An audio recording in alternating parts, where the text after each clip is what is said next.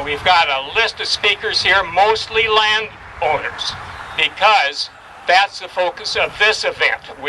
Most of us here have been to various events, and the focus has been more on the environmental impact, which is potentially tragic.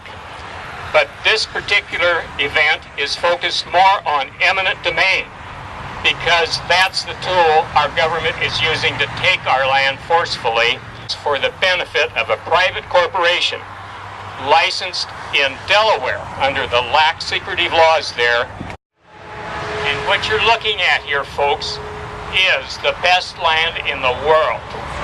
Very small percentage of the land in the earth is even tillable.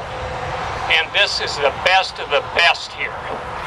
And in its infinite wisdom, our state government has determined that a toxic, hazardous waste pipeline is more value than this precious resource.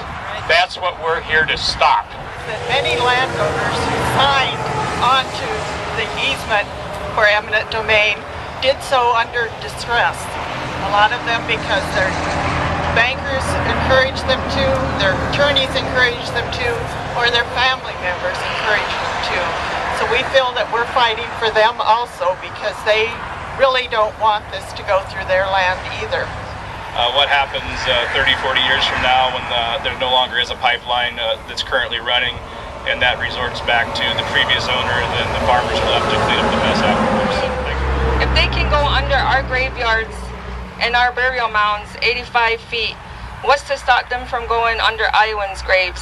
And if they can go and take away your land, what's to stop them from taking away your water and your food? And when they put those 110 wind turbines up there, they actually had 4,000 tile line repairs just in that small area. Well, what you can imagine what a 350-mile pipeline is going to do to the tile lines. And this ditch they're going to dig is somewhere between 30 and 40 foot wide at the top. And I've stood in the trenches where we put 12-inch tile, and it's no wider than my body. And we still feel where those tile are when we drive over them with a combine. So what we're going to create here is the potential for major disaster for the folks that are farming this and having to repair all of this. This action sets a precedent for all private property owners in that the government can grant a private company the right to seize your land.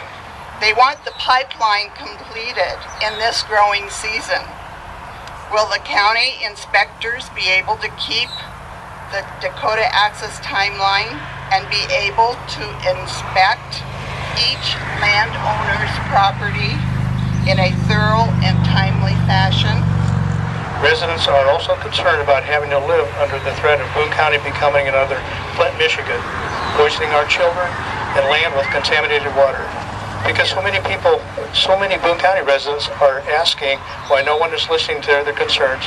I'm calling for the Boone County supervisors to conduct public hearings on the feasibility of ordinances that would return local control of use rights and options back to Boone County residents and landowners. The physics, the biochemistry, the chemistry, the microbiology is not on the side of this pipeline sustaining itself without a major spill.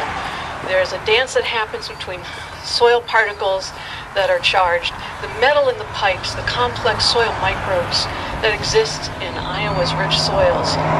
Eventually, that pipeline will fail. During my time as a petroleum company regulator, I saw the underbelly of that beast and how they controlled the legislature and how they tried to intimidate those who regulated them. This pipeline will fail. I think at this point, one of the things we need to be doing is preparing for direct action.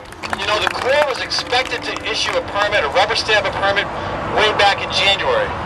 They haven't done it yet because they've been getting political pressure. We have a significant show of opposition through putting our bodies on the line. That's going to be heard in Washington, and it'll be heard by the Corps of Engineers.